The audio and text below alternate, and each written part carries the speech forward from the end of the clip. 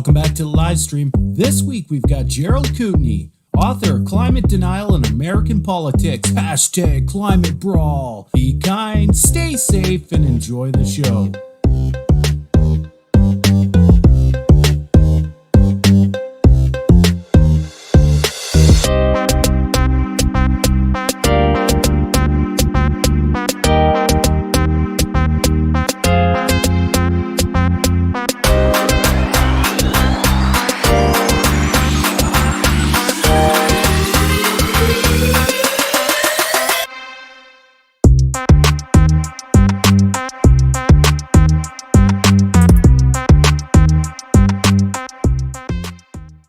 Welcome back to the live stream. It is November 11th, 2023. We've got Gerald Kootenay with us today. We're going to be talking about climate change, global warming, climate denial, or what do we call it? The climate brawl. We're going to do that.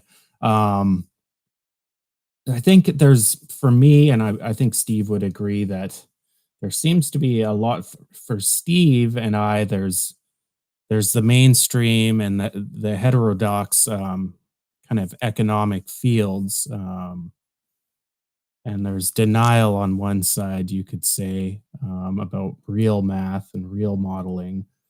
And I think climate scientists, to a degree, experience the same thing, and it's something that I've always related to. I'm a very factual person. I can look at the data. And I can see that we are emitting CO2 emissions. I can see our global average temperatures are rising. And I can actually build a small model using physics equations and a few fundamental constants to kind of illustrate that. There's an overwhelming amount of evidence that we are contributing to climate change. Where it goes in the future, like with any complex system, or we can go to the three-body problem, and we can't solve it, but we can see the behavior over time. And so far, the climate models are tracking what's happening pretty spot on. So this show is not going to be a debate because so Gerald, our guest today, I did some research, and I watched a bunch of videos, and they seem to be, the debate, is climate change real or global warming real, or is it a government conspiracy and a big hoax, right? So we're not going to do that today because I think Dan, Steve, and I decided, a year ago when we started the show that we are not really tolerant of fuckery when it comes to, the future of our planet. And so, yeah, we're gonna spend some time debunking the debunkers. I don't know, maybe something like that. Let's bring on Daniel Sanderson. Here he is. I hope the word that you were looking for was psychology.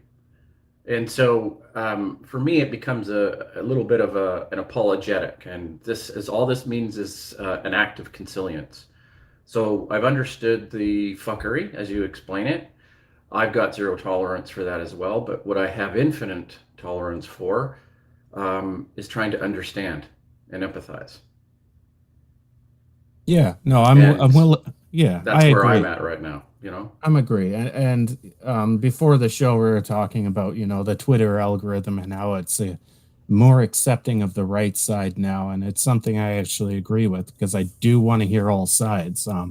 But if I hear fuckery, as we're going to call it at this point, I'm going to call out the fuckery because that's the two-way street, I guess, right? So, yeah. Dan, how's your week going? Pretty good. Yeah. Pretty good.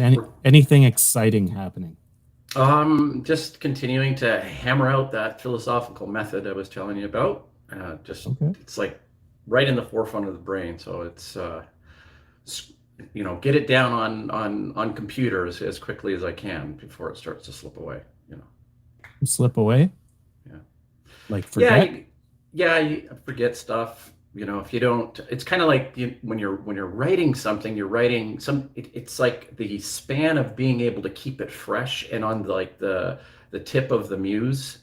The tip of the tongue, from the muse, your creative part, it's like you got to capture it quickly.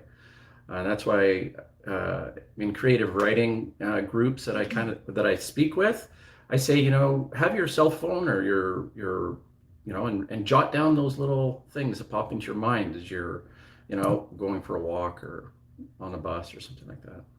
So Tony Wilson, our top chatter from last week, said the proper term is shit fuckery. Yeah. We can go with that, Tony. Hello to everybody in the chat. Michael D'Souza Cruz, the Minstrel 55, Ghost on the Half Shell, the Hasty Ant, back for 2 weeks in a row. Just so everybody knows, where was the Hasty Ant? He was in China, I guess for a few months now. So I guess we're blocked in China. Ty, I have to ask. I have to throw this in. Is that I'm not producing the show, but I want to call you on having to read the list right now because you've kind of went through the highlights of it. I'm going to throw that to you. Will you read the list? I'm going to do the list, but I got to get everybody on first so you guys can laugh at me. All right, let's do it. Yeah. So let's bring on Mike next. Mike Radzicki in the house. Gentlemen.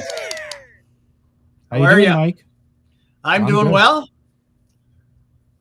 Okay. Nice shirt. Yeah, I'm in the. It's a lunchtime here, taking a break to join you guys. I'm in the middle of painting and drywalling as kind of the thing I've been doing the last several weekends. My barn is coming along. I this time next week I might be in the barn because we're in the home stretch. So I'm excited to get my wood shop up and running.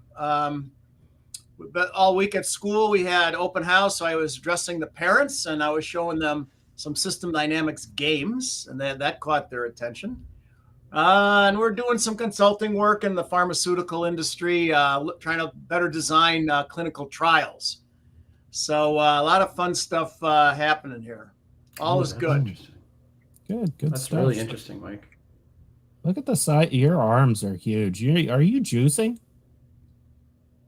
Steroids. I was when I cut down one time. I cut down a tree that had fallen into I have some netting for golf in the yard, and I went outside and the tree had fallen into the netting. I'm like, oh, it's gonna tear the netting. So normally when I chainsaw, I get chaps and the whole 9 yards. So I was like, I better just get the chainsaw and get this thing down before it tears all my netting, my golf netting. So I was wearing shorts and a t-shirt. And the tree, it turned out, had poison ivy all wrapped around it. So I was getting splattered with poison ivy chips. So I was covered head to toe with poison ivy, where I had to go to the hospital and they put me on steroids. So the steroids cured my my poison ivy, and my bench press went up by 50 pounds. So it was all good. Wow. Wow. Yeah, that's impressive. That's a good story. Yeah. Okay, well, on that note, let's ask Steve Keen. Is he on steroids as well? Here he is, Professor Steve Keen. Mate, I can't top that. Actually, as we were saying earlier before the show, I did Olympic weightlifting as a sport at school and university. I never I was too thin. Like I was 5'8" in the American measurements, and when I competed, I weighed 114 pounds. So I was literally about a foot taller than everybody else competing against me. So no way to ever win that division. They wanted me to go onto steroids, to bulk up to 85, 90 kilos, which I would have needed to be actually competitive, but I never did. And I remember there's one guy in the gym. This is well before bodybuilding took over. It's Arnie Schwarzenegger's generation, but this is back at Sydney University official HK Ward Gymnasium, as it was called. In the men's gym, and we looked down upon anybody who did bodybuilding. And there's one guy. All the records were held by the weightlifters, and there was one guy. It was pound for pound type weight records, and one guy did an inverse incline bench press to put himself on the list, bodybuilder. So the next week, that became the fun activity for the weightlifters to wipe him out. Best O lift? What do you mean O? Overhead or?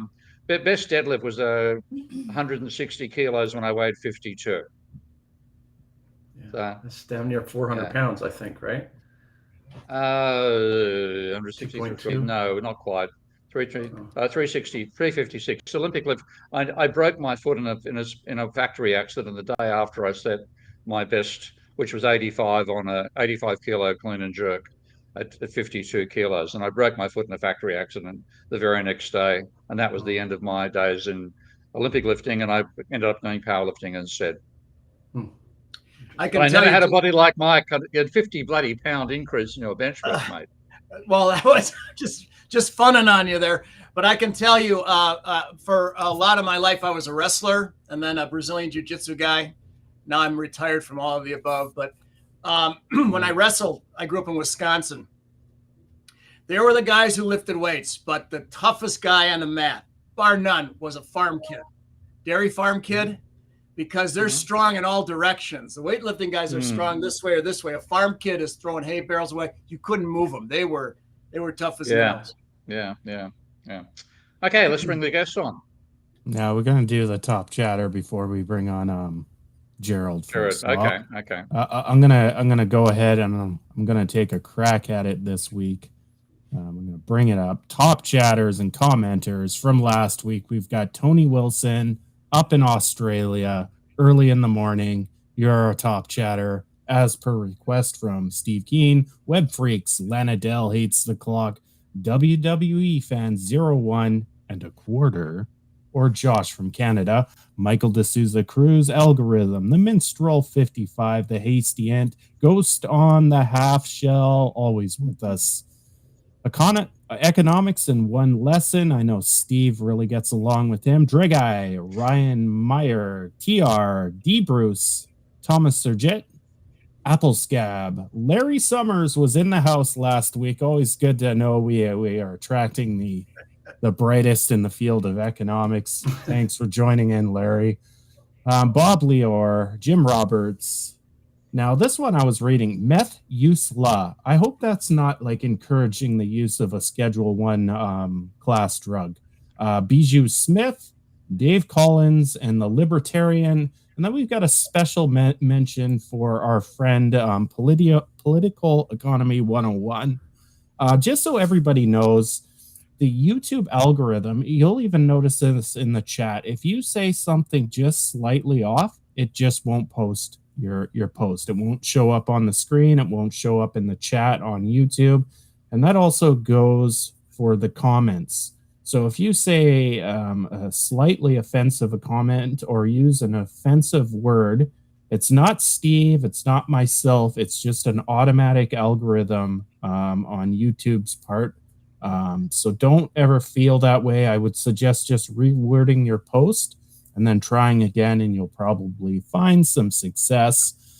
On that note, let's bring on the man. Here he is, Gerald.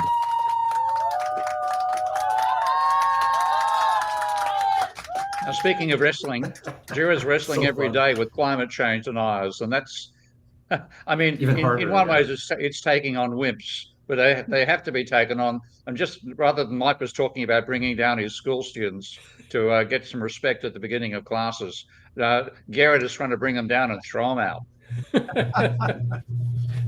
There's some real heavyweights out there. They're not the swiftest bunch, but they certainly like to chat a lot on X or Twitter, as it used to be called. Yeah. And that's the downside of the opening up of Twitter and bringing in all the people that had been kicked out earlier. I mean, the number of religious nutcases I get on a daily basis, and I mean, you got to know they exist, and that's at least one advantage of this. You see just what the spectrum of human thought or lack thereof is, and the only thing I can say is made me even more depressed about climate change. Well, the thing that you quickly learn about X is that it doesn't take much to control the whole conversation. If you look at climate denial, a lot of you guys look at it. I look at it more than most. It seems to be constant. It seems like there's billions of them out there. There's not. There's hardly any of them out there. And when people have done studies and looked at data mapping of these sort of things, often it's a few dozen very high-profile ones that are controlling the conversation. Now, some of these high-profile ones have millions of followers. And so they do one tweet, and it just magnifies like crazy through X. Yeah. Okay. Yeah. I mean, I mean, we forget them being active. I mean, we actually had one of the people in my discussion. I've got a lecture group I give on Wednesdays and Thursdays, and very intelligent guy, and made the comment that he just didn't believe the climate change stuff because our impact upon the biosphere has got to be trivial compared to the biosphere itself.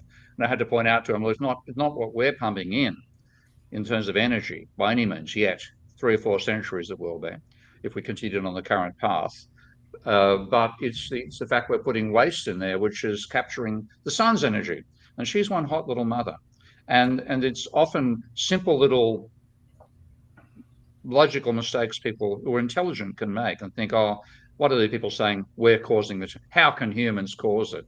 And then it's as you know, it's what we stop the sun.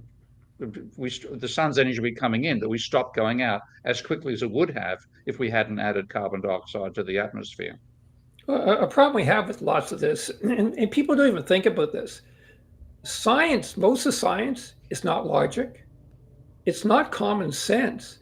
And the most intelligent guys in the world, really, it's not obvious to them either. Like, take something simple.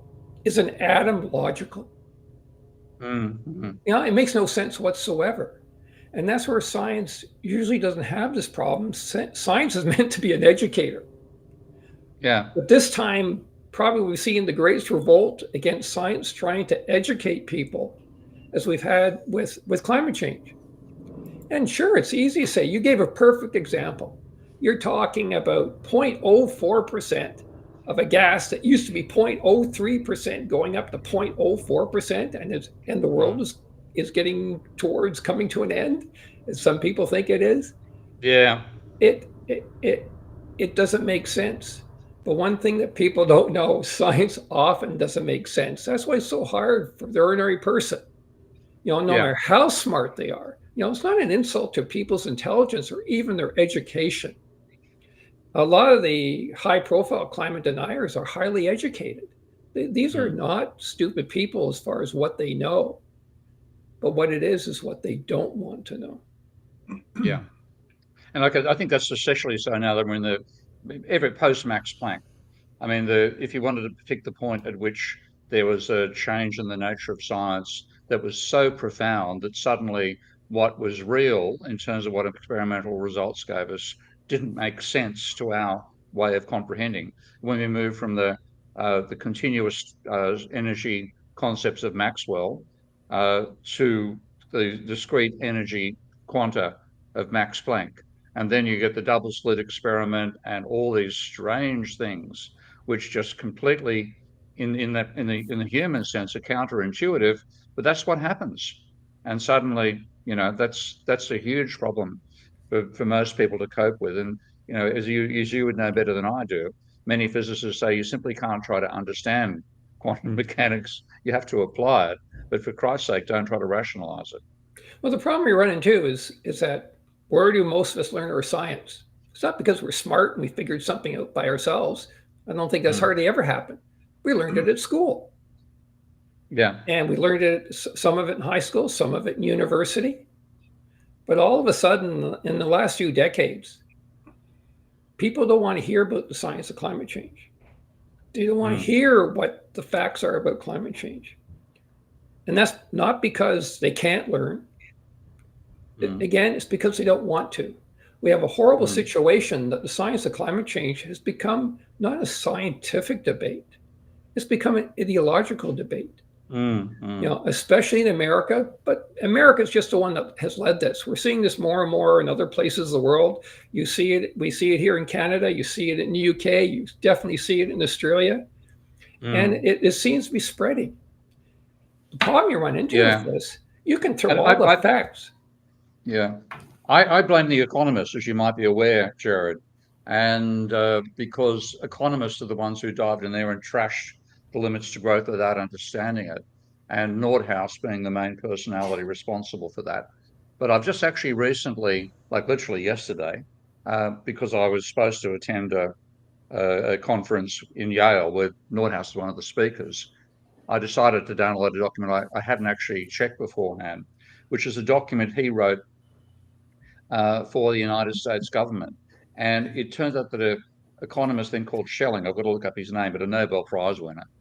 He was the one who said, "Oh, climate change would have been worse if it happened in 1900 because so much more of the GDP occurred outdoors, and now because it's happening now has only a trivial impact. And if we halve agricultural productivity, all that means is it takes one more year for GDP to grow as much as it would have done if productivity remained constant." You think, what a, pardon the French, fucking idiot we have here. And that's the nature of economists. And they've provided a lot of the nonsense that people then spout now to trivialize. And actually, when we say denier, we're actually talking in almost the medical sense. It's you've been given a potentially fatal diagnosis. And the very first step in that is denial. Well, the one thing too is I talk against, and I know we're not supposed to be rambling about denial here, but the one thing I do want to say, I talk about deniers and climate denial a lot.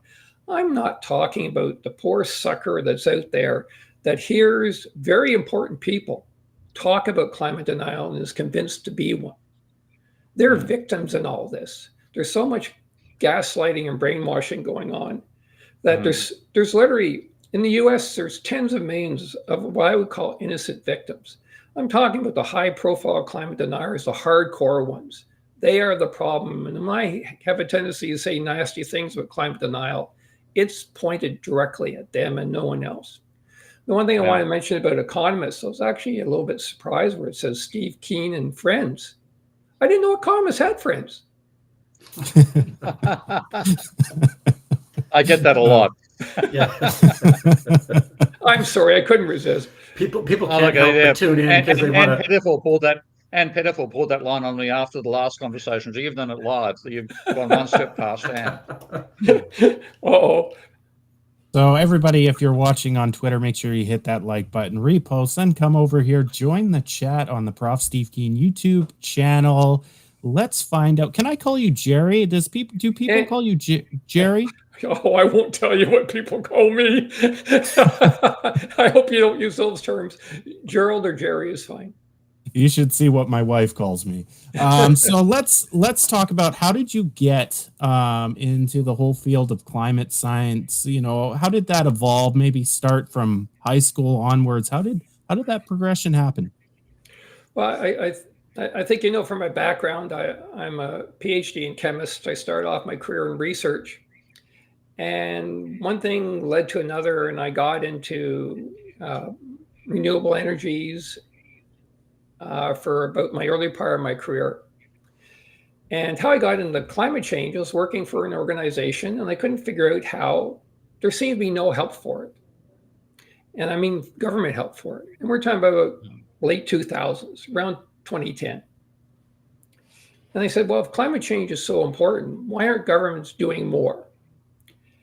And that led to my first book on carbon politics and the failure of the Kyoto Protocol.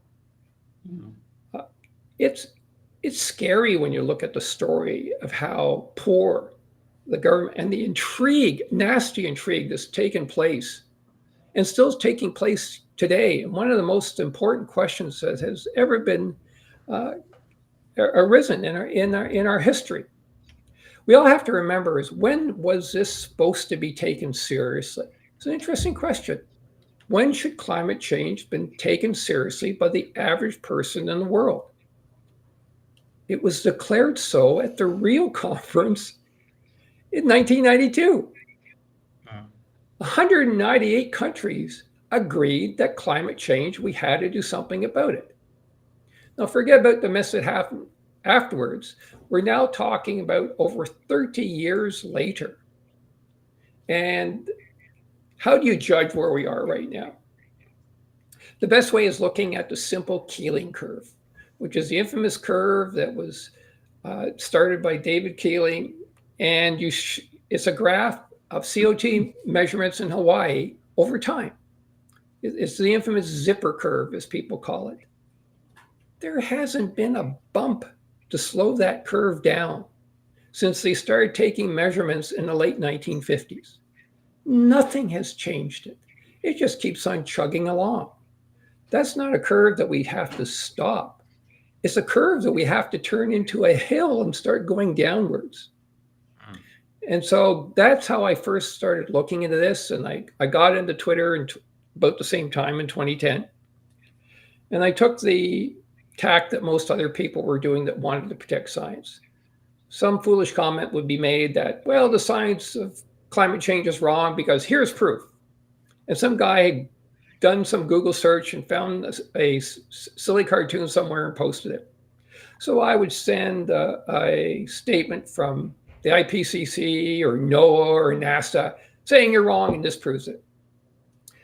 The strange thing about this whole debate, science has never lost one single discussion about the legitimacy of the science of climate change, but it's losing the war. How can that be? It's win, win, win for science. But climate denial is as damaging now as it was 20, 30 years ago. I found that simply winning those battles wasn't helping. And then a big change happened to me in 2018. I was really into fighting climate deniers in those days. It's all literally I was doing. I was in a debate with Scott Adams. I don't know if you're familiar with him. He's the engineer, the creator of Dilbert. And he had tens of thousands, probably over 100,000 followers. It started on the long weekend. And he didn't do that much fighting, but all of his minions came in and started attacking me. And the thing is kind of addictive. I could have stopped and just walked away, but you just keep on going.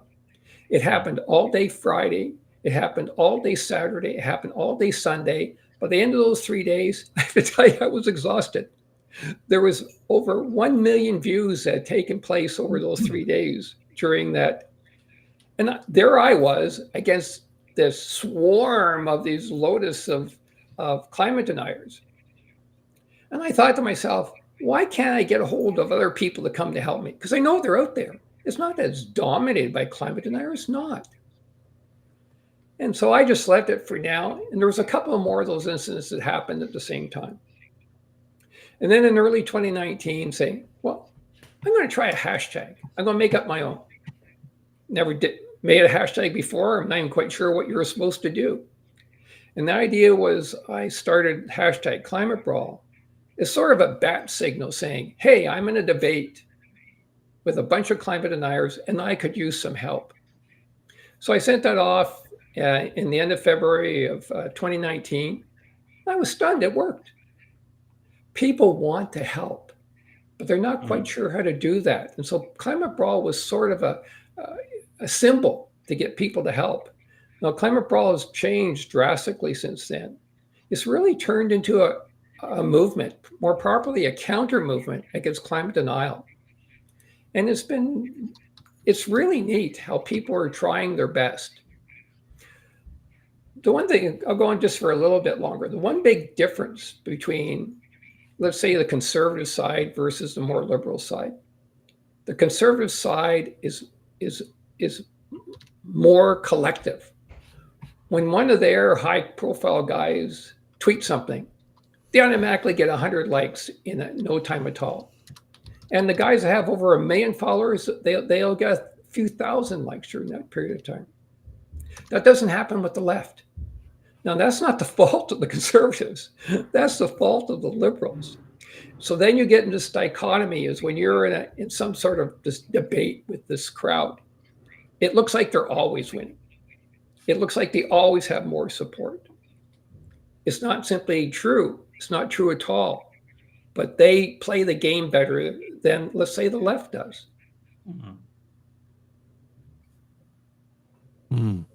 Interesting. Yeah. And I've had, that's been my life, Jared, in economics. Okay. Because I started taking these idiots on in economics. I mean, idiots who get Nobel Prizes for being idiots in 1971. And and Mike and I have a similar history that way, taking on people who just use the wrong methods, have crazy assumptions, and deny physical reality. And this is why I say economists are such an important part of the danger of climate change denial, because people think they have understanding, for example, of money. And in fact, they don't even include money in their modelling, and they have a rationalisation as to why one shouldn't model money. So this is some of the crazy stuff that they do, which people aren't aware of. Equally, people think they understand physical processes because, hey, economists have got to talk about production. But they have, over time, because what they tried to do mathematically about modelling production failed to work in terms of getting equilibrium results, which is an essential part of the ideology. They've retreated from the physical. And so they have no grasp of the physical whatsoever. And that they can make crazy comments and then have the backing of a Nobel Prize behind them when they make it. And that just undermines the science side, where if you make a crazy statement about something physical, you'll get held over the coals for it, and you won't get your paper refereed and published. Economics, no problem, it'll get published. Well, the one thing, just to go to economics for a second, economists, especially demands from the American Republicans early on, goes back to Clinton. They were pushing Clinton to give me an economic study to show what something's going to cost. Of course, when you have that's a fair question. You should provide that sort of information the best you can, but that has to be balanced on also what is the cost of not doing it. Well, that really becomes often, even from Clinton forward, people have never tried to combine the two to see what the net loss or gain is by doing a price on carbon. It doesn't matter what you're going to do. You run into the very tough issue: what's the value of a life? And I actually seen economic studies, and they put a number. It's kind of cold and callous, but when you're talking about climate change, the destructive part of climate change is bad enough, but it pales by comparison to the pain and suffering and death that's caused. And that goes way beyond what economics can ever handle. So even if the economics are okay, or even if they don't look okay, it's missing, and it can never have that major part of the story included in it. The trouble is that they dominate the discourse on everything. And it's been quite natural for them to move in and take over the discourse on climate. And I just want to give you, the guy who's looking was a physicist called Nierenberg, and he had Nordhaus, but also an economist called Schelling, who got a Nobel Prize for game theory in the 1990s. And this is about 20 years after Nordhaus dismissed the importance of the limits to growth. So I'm not sure whether Nordhaus led Schelling or vice versa. But here's just, I'll give you a couple of quotes from this government paper. And this is the 1990s. You can date the government's resistance to do anything about climate change back to this work in 1992, which of course is the start of, is it 1992? No, I better check before I get too carried away there.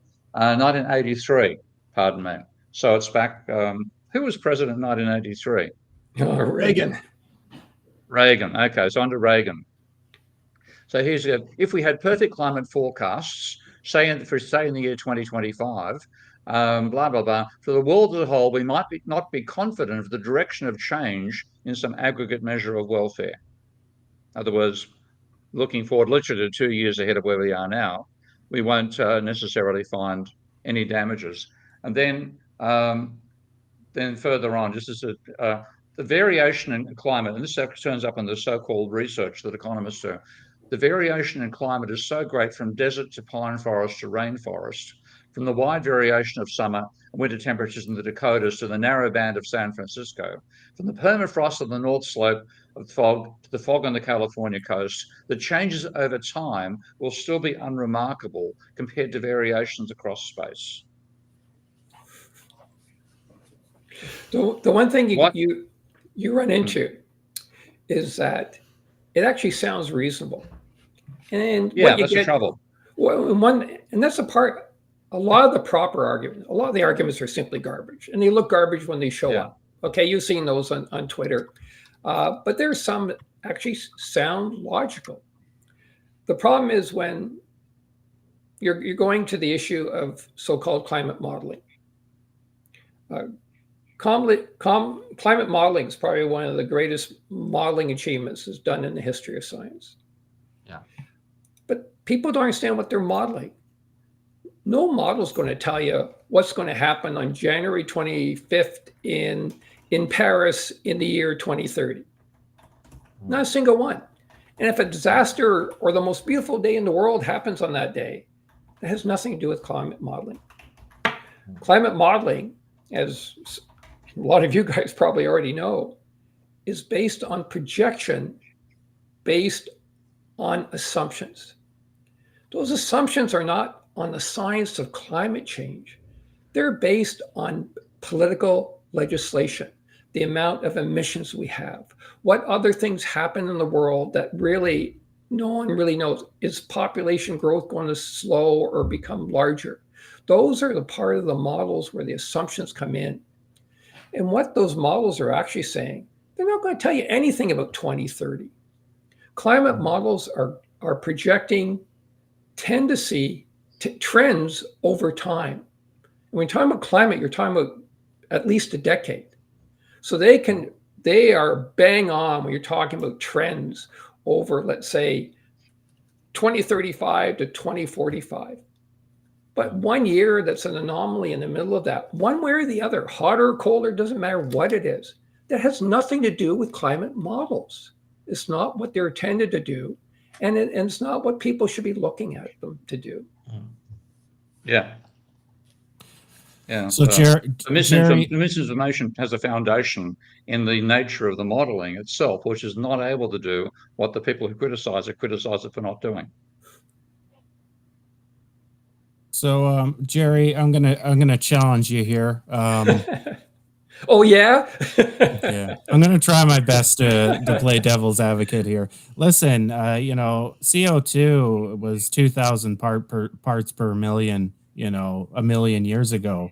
I don't see a problem with it being at 425. What's the big deal?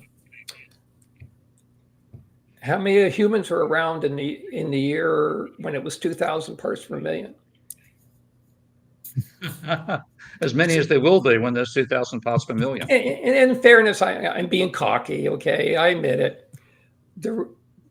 A major issue of what we're talking about now isn't just that we've gone up from, let's keep it simple, 300 to 400 parts per million. It really is just like 280 to 420, but let's use real round numbers, from 300 to 400. On a percentage basis, that's a pretty big jump. What we haven't seen in history before is, as you pointed out, there certainly has been CO2 levels higher than that. But on a serious note, humans didn't exist when those changes had taken place. But also it's the rate of change. Species have an amazing ability to adapt, but they need a hell of a long time for that to adapt to change. Rapid change, it's us, it's animals, it's plants, it's insects, it's the fish. None of us can adapt that quickly as we're seeing right now. So that's why when the confusing part too is, you've seen these graphs where there's wiggly CO2 and there's temperatures going back 500-600 million years to the time of dinosaurs. And there's some pretty high-powered denial organizations that show these graphs all the time. Besides not being peer-reviewed literature, the data points have some truth to them. It's irrelevant to what we have today. Because what science has done, it knows what's causing the climate change now. And so just that CO2 didn't bring the end of life, a few times there were problems in the past, has nothing to do with not causing it today.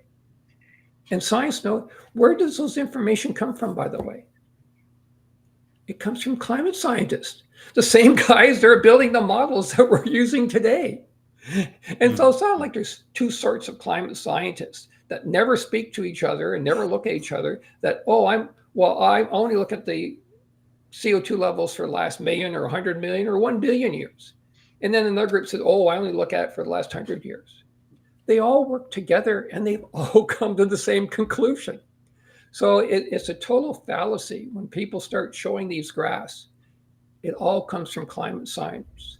So you either accept it all or you deny it all. Dan, I want to get you into the conversation here, mainly because I can't really play devil's advocate that well on this topic. Like, I agree with everything Jerry just said. So, Yeah, Dan, I think I'm a little bit more eager in my responses, and then Ty jumped in and I thought, oh, maybe he was trying to, prod me a little bit. But look, I see a couple blind spots with the left and with academics in general. But I sympathize. It's a wide spectrum that academics are taught on the pedigree of teaching, and so the main weapon to move this forward is to educate. Right. This is the main thing that we're looking at, and I think that the psychology is not something that teachers are prepared to deal with or know how to deal with. Students show up in your class and it's not a therapy session. But I think what's happening is there's a psychology behind the science that they're intuitively bristling about. I would like to see more communication about what a net zero society looks like, what the average Canadian can expect in a world 30, 50 years from now. Because it's not the question for them, okay, is this is a violation of a social contract. They don't know what they're voting for. They can't enter the ring of a scientist and contend with them. But before they agree, they need to know what they're agreeing to in terms of what they can expect for lifestyle changes. Your comment on psychology is a very important one. When we talk about climate denial, and you talk about climate education is not going to convert any climate denier, very few climate deniers today. We've been doing it for 20, 30 years, and the science has been unequivocal. So science has done its job. Remember, climate denial has had no impact on climate science whatsoever. Absolutely none. For decade after decade, the science has just got stronger and stronger and stronger. That scientific consensus has existed for like 20, 30 years. And so, okay, well, where is this falling apart? It goes back to what I was saying before. Climate denial is a psychological issue. It's a trait that was first invented by Freud. It's from fear. People deny when they fear. What's strange about this fear is that lots of people have some fear of what the climate crisis can do to them. But this fear is special. It's not the fear of what the climate crisis can do to you. It's that climate crisis could lead to legislation that has an adverse or negative effect on your ideology, on your cultural beliefs. And that's where you're getting Republicans, for example, on the right, so being so strongly against the science of climate change.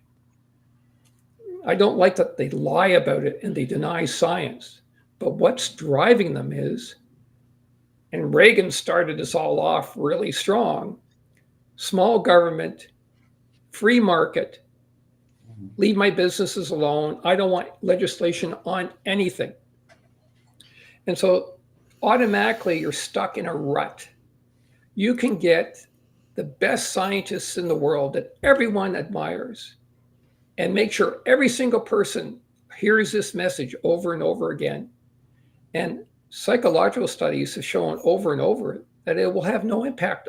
It'll have an impact on Democrats as that group is getting stronger and stronger towards, in the last decade or two, the Democrats have become more and more and more strong climate denial believers.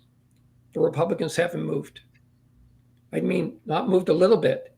They have not moved. Sociologists come into this as well, because psychology is the study of the individual, sociology is the study of collective groups. The exact same things happen there, and climate denial has got so out of hand.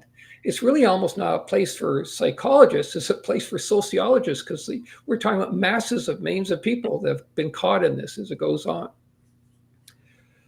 When you talk about net zero, it's a fair question. What will we have to sacrifice to get to net zero? Yeah. I don't know. I'm certainly not an expert in this area. I would expect most of the governments that signed up for it don't know. I do know the governments are not stupid enough to take economies down or cause people harm just because they sign something and go on. Where I have an objection to, people can come and argue about what should be done. Those are the good discussions that are constructive. But if you start the discussion off saying, I don't believe in the science, end of discussion. How can you have a discussion on what to do about climate change if that's their basis point? And in Canada, we've seen this with the Conservative Party of Canada. The party refused to acknowledge that climate change was real, more so in the US with Republicans. You see it with conservatives in other countries of the world, Australia and the UK especially, but you're starting to see it in other places in Europe as well. So we're in a situation where I don't care what the outcome is going to be from net zero. My major concern today is we should be heading that and doing what must be done as quickly as we can. And don't get me wrong, it's important where we end up, but we're stagnant. We're stuck. We're sitting there arguing over the stupid stuff. And the stupid stuff is saying, oh, I don't believe the science. There shouldn't be any government in the world that's denying the science of climate change. If the Republicans, or if it's the conservatives, or wherever you are and wherever you have, say, okay, I accept the science of climate change, but I hate solar cells, or I hate wind, or I hate nuclear, or whatever the case may be. The point is, once you agree there's a serious problem, then we can truly have bipartisan support, which this is bipartisan support for dealing with climate change is such a necessity. But it's not happening. And you can never have bipartisan discussions until they accept the science of climate change. Mike, I want to get you into the conversation. You haven't even been twitching, and it's been 49 minutes. Mike, I find you to be... I've had energy drinks. I find you to be generally the most balanced individual in our little crew here every Saturday. Not that you don't have beliefs one way or the other, but tell me your opinion on climate change, and using that really professional Mike Radzicki, systems thinking, held in high regard at WPI. Pipe smoking professor stuff. Yes, go ahead. Well, lots. I've heard a lot of things here. I've been taking a few notes just because there's lots of different ways the conversation has gone. One thing I will say about Tom Schelling, Harvard professor, Nobel laureate. He's a complex, well, he's passed away, but he was a complex systems guy. And he got into complex systems by noticing how his students would self-organize in Littauer Center, the Harvard economics building that has the classrooms are on the second floor and a sort of an elegant stairway up on one side and down the other. And the students would self-organize into leaving and entering the classrooms. And he created a very famous model called the Schelling model that you can find online. Go to the NetLogo site if you want to play around with it, where you can have, he did it initially with his kids' coin collection, where you can randomly throw coins on a chessboard, and following very simple rules, the coins, the pennies and the nickels, 2 different colored coins, self-organize themselves into neighborhoods, because he wondered why do big cities have ethnic neighborhoods and whatever. No commissar has dictated it, but they self-organize. So, so I never met Tom Schelling, but I met Tom Schelling, his son. I had his son in an MBA statistics class, and so we would talk about his dad, and it was his coin collection that was used by his father. So interesting guy. Twitter. Gerald talked about how he was on Twitter for like a day and a half or whatever, and his wife is a Twitter widow and all that. I don't do a lot on social media for that exact reason, because I'm kind of wired to try and get the last word in, or to answer every time the ping pong ball gets hit to me, I got to hit it back. I don't have a day and a half every week to devote to that.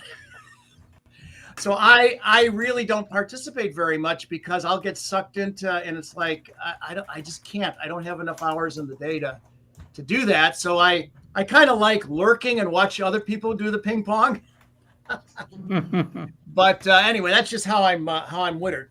On this whole issue, I don't call people client deniers, because in my experience, the second you do that, you're essentially telling them they're idiots and they don't follow science. You lose them right there. You're not going to have, with most people, a conversation with them that's civil and based on science. I would say client skeptics, that they're not like the movie Don't Look Up, where the asteroid is coming. They're like, ooh. Nobody wants to be, have the Earth eliminated from human civilization in the future. But there's a lot of stuff that Joe kind of alluded to that causes people to say, well, whoa, before we go and, sacrifice the U.S. economy or something for this, we better get our act together. Now, it's hard to do, because these effects are going to be later on with nonlinear systems. The time scale on adaptation versus abrupt changes is very relevant, and most people don't study systems and what have you. But, a lot of people will say, well, are we really changing the climate humans in an anthropologically significant way? If I spit into the ocean, have I changed the ocean? Well, technically, yeah, but it doesn't matter. But if we are, and it matters, can we adapt to it or not? And if we put the brakes on and really change let's say the U.S. economy where I live, does it really matter if the rest of the world doesn't do it? Moreover, you talk about the Copenhagen consensus, and they say, yeah, it's a problem, but there's all these other problems we should be addressing first, like clean water and what have you, right? You see some climate scientists in the news, joking about how they suppressed papers that offered the other side, or in social media, canceling people who have. So people are like, what's up? Why are you doing that? What are you afraid of? You have people that are climate activists, and they've made a lot of money in climate related, carbon, investing in firms that trade carbon permits and stuff like that. Like, oh yeah, right. Is there any wonder that some people are skeptical about this stuff? So I think basically every time I hear I'm a client denier, if I even mention something like I read this, whatever, like, you're a client denier, I'm like, whoa, come on now. I'm just you want to talk about it, or right away you're gonna go full hammer on me. All right. Now my hackles go up, this vein sticks out. You want to go that route, So I don't think that's a good. Now I understand why people say climate deniers, and you've kind of articulated it. I just don't go that route, because I don't find it terribly helpful. Well, Mike, if you didn't have those big muscles, I'd call you a climate denier right now. Yeah. Let me explain to you the difference between climate skepticism and climate denial. Climate denial is a real word. Okay. As I said before, denial itself goes back to Freud.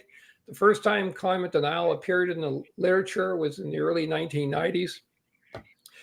It came into its own, though, only in the middle of the 2010s. There is literally no relationship between climate skepticism and climate denial. Climate skepticism is the basis of all science. Scientists are proud to be skeptics. And what they mean by that is Every theory that's ever been put forward by science, they are open to new evidence that will change that. They're very proud of that. So it's important that any theory looks at all the evidence and find the best theory that explains those observations. Agreed, but you hear a lot of times, sorry to interrupt, it's settled science. No, you don't. The other side says science is never settled. You never hear that from scientists. Now, I'll get back to that in a second. I'll probably forget some of the other points too, so please bring it back up. A climate denial finds a graph or a meme from a climate denial trash site and puts it up and says, this proves the climate science is wrong. And you say, yeah, well, and I will call them a climate denier. I certainly insult climate denial all the time. Remember when I said this started? It was in Rio in 1992. The science was good enough for the world countries. The world countries don't agree with anything ever, but they agreed in Rio in 1992 that we had to do something about climate change. I don't think the U.S. signed that. Am I correct on that? No, the U.S. was the first to sign and ratified. Ratified is the big deal. Okay, because signing means squat, actually. What happens is when you have these so-called COP meetings, when you have a conference of the party, people sign and that puts it into effect, but countries have to ratify because the UN can't force a country to do anything. In the case of climate change, it was George H.W. Bush that signed and a Republican government ratified Rio. Kyoto set up the details of how to go forward. The US signed Kyoto, but never ratified it. Okay. Al Gore knew they could not ratify it. Bill Clinton knew they could not ratify it. Because of the conditions put forward by the US Senate, they couldn't go forward with it. Go ahead to Paris. The Paris Agreement's different. There was no ratification. Paris did not put firm restrictions, for example, on the US government. All they agreed to with the rest of the countries of the world is to keep the temperature below 2 degrees Celsius and try to keep it between 1.5. That did not automatically require the Senate to agree to it. So Barack Obama could do that all on his own by just signing it. That's where those complexities come in. I must admit, if people take climate denial or climate denier as being an insulting term, frankly, that's their tough luck. We're not in 1990. In 1990, it would have been a fair discussion. In the year 2000, it would be a fair discussion. Maybe in the 2010s. We're so friggin' late into the game right now. We don't have time. I don't have time to listen to this garbage anymore. That is what science is trying to get across. This is a big point. And so am I trying to discredit climate deniers? Absolutely. What are the techniques of climate denial? Science will adjust to new evidence at any time. Climate deniers have come up with no new evidence ever. They recycle the same couple of dozen points over and over and over again that they haven't got a clue what they mean or what they're from. The amount that's actually from the peer-reviewed literature is trivial. And the ones that are from peer-reviewed literature, most scientists have not accepted what those papers have said. Another important point you said, and I'm not saying the science is settled either. I've never actually seen a scientist say it's settled. I'm sure a few of them have said, though. What science is the theories of science are accepted until new evidence indicates that should be changed, if ever. And in some cases, it can go for centuries before a science is changed. But just because somebody, and I'm not saying it's anyone on this panel do it, but I do have some suspicions right now that the science of climate change is wrong, then you have to have new evidence to do that. Why? Again, science is accepted. The science of climate change is accepted by the scientific community. Every scientific organization, major scientific organization in the world, accepts the science of climate change. Studies on the peer-reviewed literature have shown that 97% plus of the peer-reviewed literature supports the science of climate change. The whole purpose of the IPCC reports, the whole purpose is to show the scientific consensus of climate change. Into the bargain, when those reports come out from the IPCC, just to add to this, the world governments have signed off on it again, agreeing with the IPCC says, including, for example, in America and in Australia and in Canada. Yet suddenly, when these comments come back home, people say, I don't believe in the science. I love to ramble about this stuff, and I apologize. But the one thing that drives me up the wall. So don't lie to me about the science. Let's get, so Mike's put up a suggestion to be more balanced in our messaging, and as I understand it, Mike's not disagreeing that we are affecting the climate. That's I think he's on board with that. Steve, what's your position on the messaging about climate change? Should we move to a more alarmist position, or should we be more moderate about it?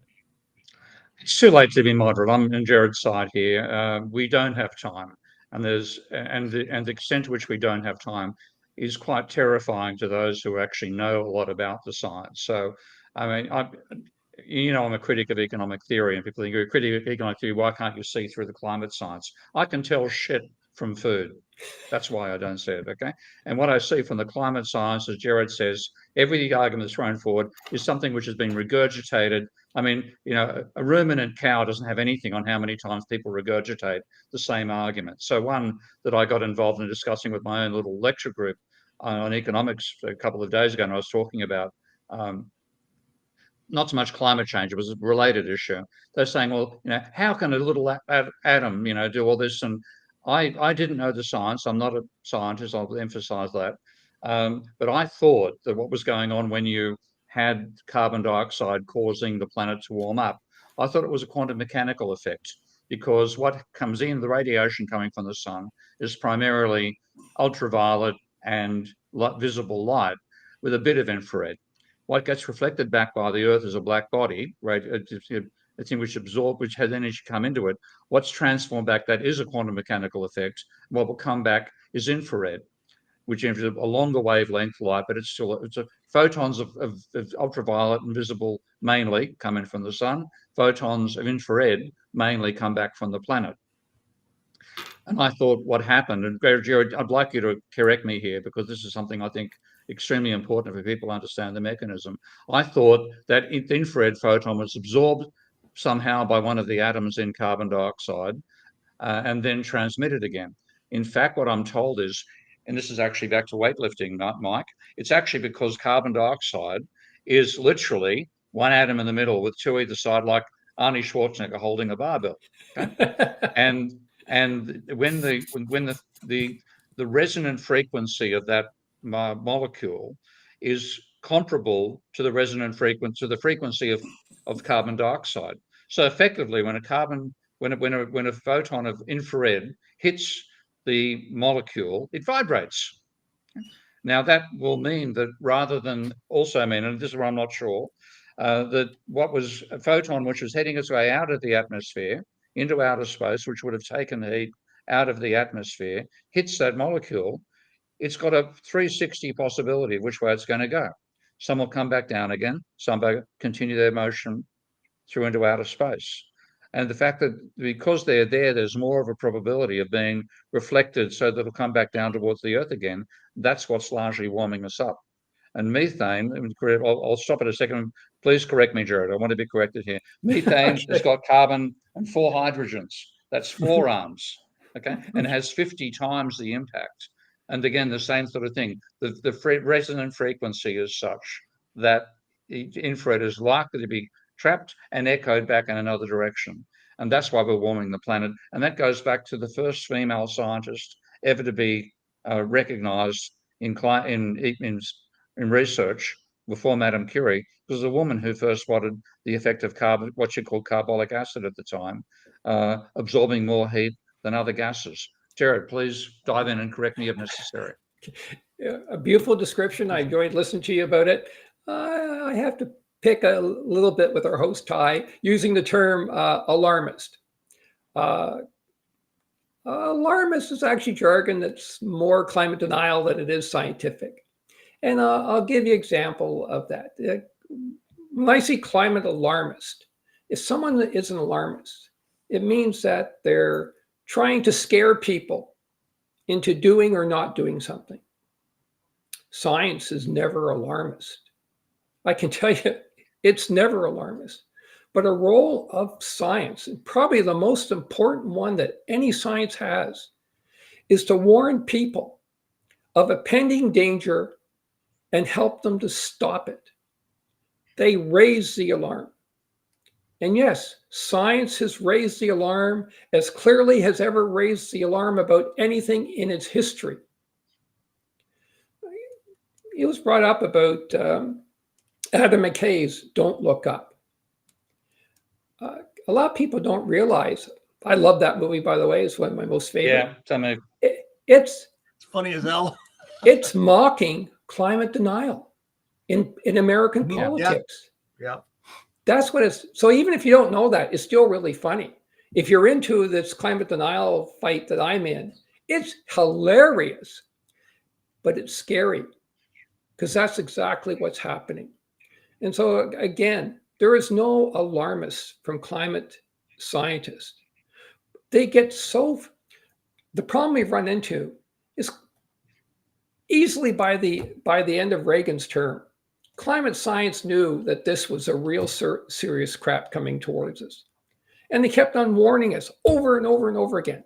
What was different back then is they're warning us that we still had another 20 or 30 years, another 20 or 30 years, 15 years, 10 years, 10 years. Oh, it's 5 years, 5 years, 5 years. And so they got louder and they got more concerned and more excited. And I admit sometimes they will now say stuff that is more alarming than has been in the past because they're so frustrated because we've been so damn stupid of not heeding what science has made crystal clear for decades. The problem we have, let's say tomorrow, the entire world cut their emissions. And so that at least we flatten that Keeling curve that we talked about earlier on.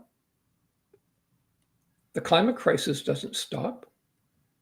It keeps on going exactly what it is right now because we still have too much CO2 in the atmosphere. To naturally bring that down would probably take hundreds of years to bring it back down. So now people have to start talking about these creative ways of taking CO2 out of the atmosphere into the bargain, which is a little bit ahead of the problem. We're going to have to get there sometime. We haven't even slowed down yet. The best way of looking at that is science says there is a brick wall ahead of us, and you're racing down the highway 100 miles per hour. You damn well better slow down. We're not. We got our foot to the pedal and we're heading right for that brick wall. And science is frustrated, unbelievably frustrated after all this time.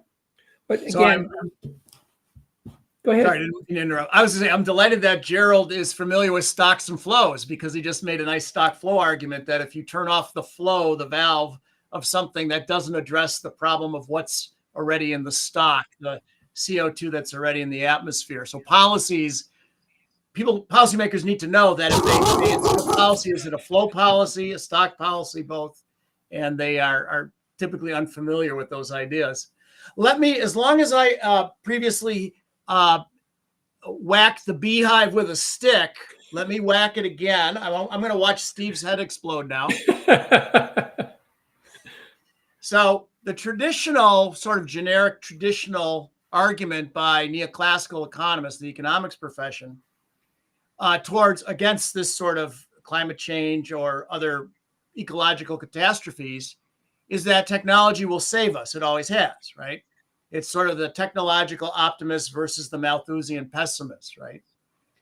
So the climate change solution perhaps is, how do we fix this? Would be a technological solution that allows us to power things around the globe without fossil fuels, right? So what do we got? Probably nuclear, some type of safe nuclear, and inexpensive. You have to get it to the developing nations as well, because they're probably not overly concerned about this sort of stuff in a impoverished village somewhere in a developing nation, right? They're concerned about surviving to tomorrow and feeding their children, right? So is it not ultimately a technological solution to climate change, some sort of energy source that is not fossil fuel based? We're probably looking at nuclear. Can I take that one, Jared, to the tag team here? Mike, you know about stocks and flows. Okay, what's our current stock of small modular nuclear reactors? Small modular? Oh, you mean like on submarines? Probably not big. Zero. Okay, so you've got to. Actually, it's not quite true. You have to include the American and Russian nuclear submarine fleets. Yeah, something and like possibly, that. Okay, and the Chinese. That's about our stock of small modular nuclear reactors. Okay, how many do we need to replace the current level of energy output we get from fossil fuels? Probably 10,000 times as many as we have. Some giant number, yeah. How long will it take to produce those? Okay. Now, this is why the technology fairy, frankly, mate, I hate to say it, you're being a fairy. The technology fairy believers say, oh, technology will solve it. Okay, well, let's just sit down and work out the calculation. Let's do a Forrester here. How long do we take to build the factory that makes them all nuclear, that distributes the machines, that puts them in situ, that uncables? You think, holy fucks, that's about 20 years, isn't it? If we're lucky, maybe 30. So the only way we're going to do it is treat it as seriously as we treated the World War II. It'd have to be a Manhattan Project, yeah. Liberty ships. Well, I think it's more Liberty ships. Jared, your turn. Yeah, if I could jump in on this, it's very logical what you just said. It would have been very large, very, very logical what you just said in 1992. Yeah. But what's happened with technology in 30 years? It's come out with this miracle solution that's going to do this. And believe me, we still should be looking for this new solution. And the world is a technology marvel, is developing new things. But after 30 years, we're not there. Possibly the new fusion reactors could be the most marvelous thing that ever has been discovered for energy. We can't wait for 50 years to install these all over the world. New technological developments, especially when it comes to stuff like energy. Even if you have some lab work today that shows some promise, we'd be lucky to see the first commercial plant in 40, 50 years.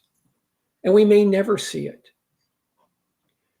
If you look at technological solution, we still should keep on looking.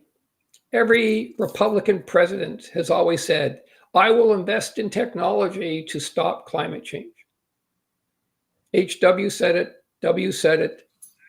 I don't think Trump said it, but he was an anomaly of that group. And the next, well, maybe not the next Republican president might say it, not either. But it's too late. Time is running out. What do I mean that it's too late? I'm not a fatalist. I'm not a doomist. I don't believe in being a doomer. Michael Mann feels the same way, if I can speak for him, a person that I respect very, very much for fighting in the trenches for decades, and also receiving the abuse for doing so. What happens is, let's say we hit the 1.5 tomorrow. What happens to the world? Well, not a hell of a lot different than it was 1.4. Well, what's so special about 1.5? It's a target. It's just like the 2 degrees is a target. Let's go further. Let's say we hit that 2 degrees target. Oh, damn it, we blew it. Okay, we're just going to have to sit back and get used to it. That's the fallacy people don't understand. It never stops. If we don't stop it at 2 or at 1.5, it's going to keep on getting worse. You have to stop the emissions. Okay, so this is great. I love it. We are bickering. This is entertaining. I really like this. I want to get Dan into it, but I want to really create an alarming situation here for Jerry. I want him to read the top chatters and commenters from last week. Now you're in for it. So Dan, what's the standard pep talk you've got to give to Jerry here to do this? Sorry, Dan, let's unmute you. Gerald, you just gotta grab the bull by the kahunas, okay? You just gotta commit to the name, because you get halfway through a name and you'll think you might stumble, you might just go for it, okay? No self-doubt. No self-doubt. Just do it. Yeah. Here we go. Here's Jerry. Top chatters and commenters from last week. Go ahead. Okay, where am I supposed to be looking at? The right? The list of names on the screen. Okay, what about those names on the screen? You are going to read them one by one. Okay, they're popping up crazy. I'll just warn you beforehand, guys. I've been abused by the best of them, so it's going to take something to rattle me. Okay, top one. Battle through this, my man. Whatever you say is correct. Well, if it's to me, I agree with him. Behold evil. No. So this is good, but that's not the names. We're not looking at the right thing, Gerald. Oh, sorry. Right on the screen, can you not see a list of names? Sure. Tony Wilson. Yeah, okay, okay. Yeah, here we go. Keep going. Oh, okay. Sorry, I thought you were talking about the comments coming in. Okay. Go ahead. I'm just supposed to list the names? Yeah. Yes, Yeah. you're supposed Read to the list names. the names. Okay. Tony Wilson, Reb Freaks, Lana Dell Hates the Clock, WWE Fan 0104, Michael D'Souza Cruz, Al Ism, The Minstrel 55, The Hasty Ant, Ghost on the Half Shell, Economies in One Lesson, Dre Guy, Ryan Mayer, TR, D. Bruce, Thomas Surges, Apple Scab, Larry Summers, Bob Leor, Jim Roberts, Methuselah, one of my favorite mythological characters, B.U. Smith, Dave Collins, the Libertarian.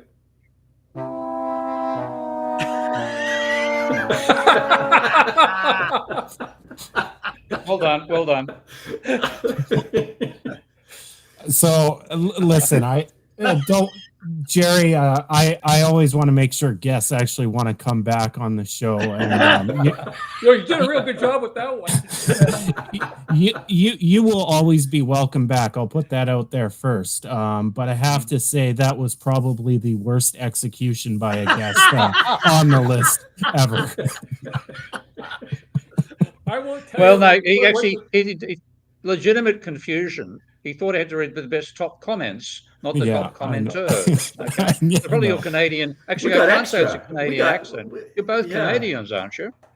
Yeah, we're both Canadians. Canadians are. You come from different sides of the country, so you've never met each other. You'll never speak to each other. No, hold on, Jerry. You were at a university in northern BC for a time, were you not? Yeah, just for about a year and a half. Right. In Prince George, University of Northern British Columbia. Prince George. So Steve, that's British Columbia. That's Western Canada. He knows Western Canada. Well, British Columbia, Prince George, BC is the real BC, and the non-real BC, they all live in Vancouver and Victoria. Here we go. Here we go. No matter where you go, you got to start a fight, don't you? So I'm going to have regional Canadian fights coming up. Okay. Dan, I want to get you in on the tail end of that conversation about framing with climate change. Kind of what's your opinion on, what was said, and what's your personal opinion? Yeah, we're too far along, and I think banging the drum on the science is just not going to cut it. I think we need to be honest with the public about exactly what this means, and there's some real hard conversations that have to happen. So just to put a few images in the mind for people, if we have to effectively return to the 1920s, the 1930s lifestyle, unless you're honest with that political trajectory, people are morally they're bankrupt in terms of what their vote is without understanding where that trajectory is heading. So the rhetoric, in my opinion, needs to change and needs to be forward looking at what this means for individual people around the world. That's how you get an informed democratic vote. The image I like to use, I'll put my system scientist hat back on now and take off my faux neoclassical economist hat. The imagery I use with my students when I discuss this is exactly what Gerald was talking about how if you're rolling down the highway at 100 miles an hour towards a brick wall, you better start slowing down, or at some point, no matter how hard you stand on the brakes, you're going to hit the wall. The imagery I use with the students is exponential growth, which is what is happening with the greenhouse gases and whatever, in a finite world, is cancer in the human body, right? 1 cell to 2 to 4 to 8 and so forth. And you got to catch it early to be cured. And if not, even the best technologies aren't going to save you. You're gonna pass from the cancer. So just another way of thinking about it. Well, Mike, but here's the thing. So in that medical diagnosis, I'm glad you use that example. Mm-hmm. One of the things, if you go through, and maybe a lot of people in this virtual room have gone through an oncology journey with somebody. Steve recently, personally, right? And there's probably all of us have had family or friends. The important thing, I think, that gives people comfort, okay, is to know what to expect in month 2 or 3, or the nausea, or the,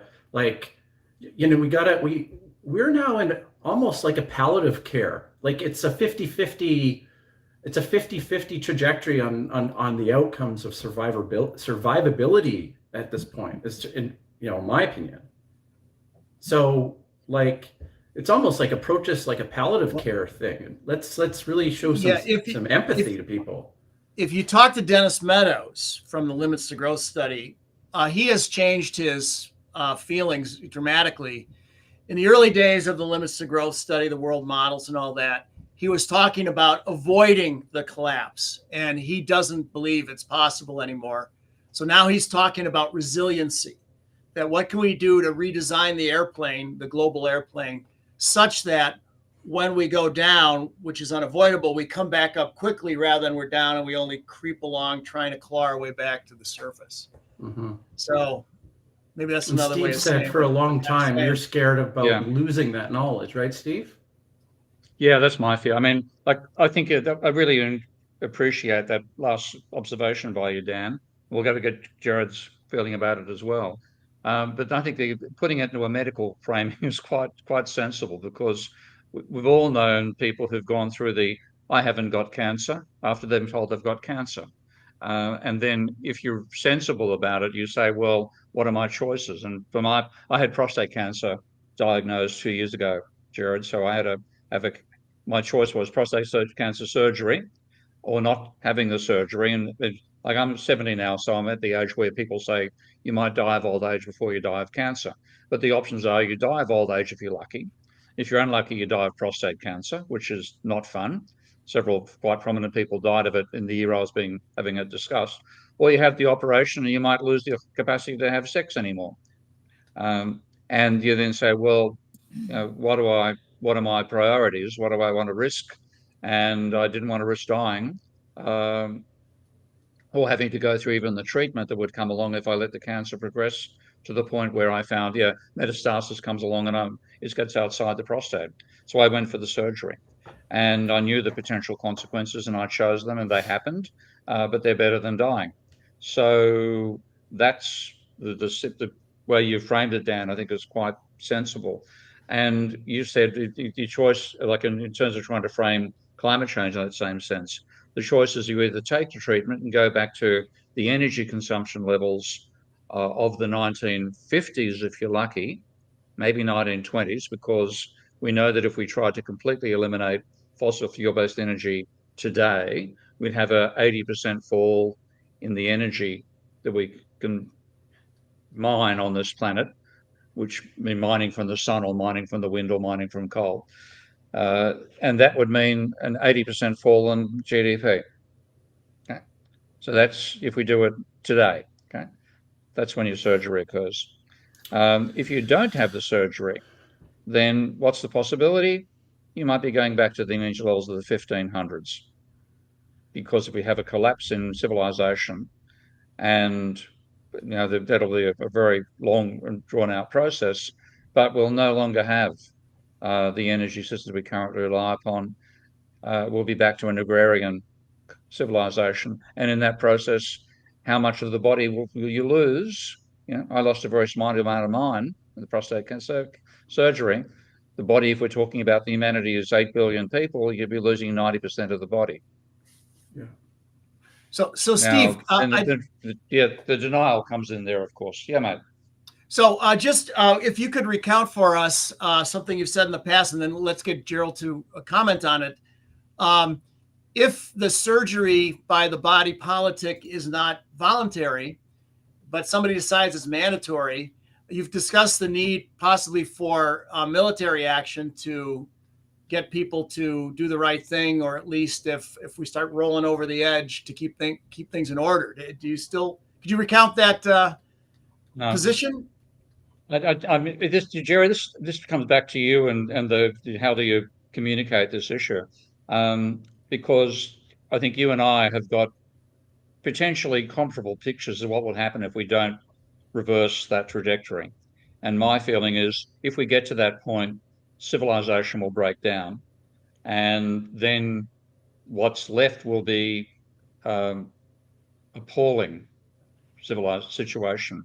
But you have to be aware of the dangers to even think that's possible. And if you tell somebody, if you don't accept like a deliberate reduction in energy consumption now, then you're going to experience a forced one in the future, and it'll be far worse.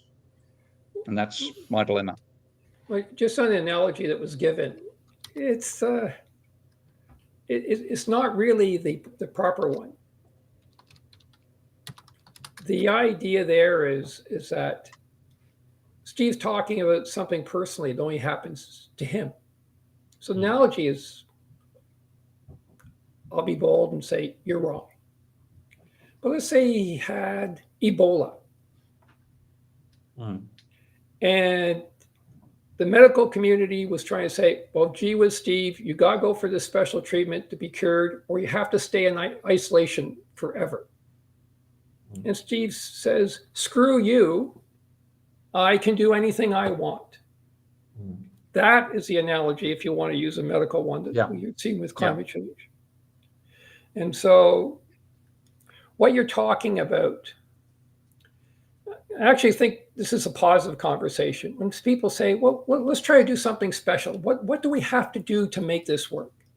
And people talk about changing away from the subject matter you guys like a lot, change away from capitalism, take away from energy growth, take away from population growth. I am more open to that sort of conversation, but these are small aids.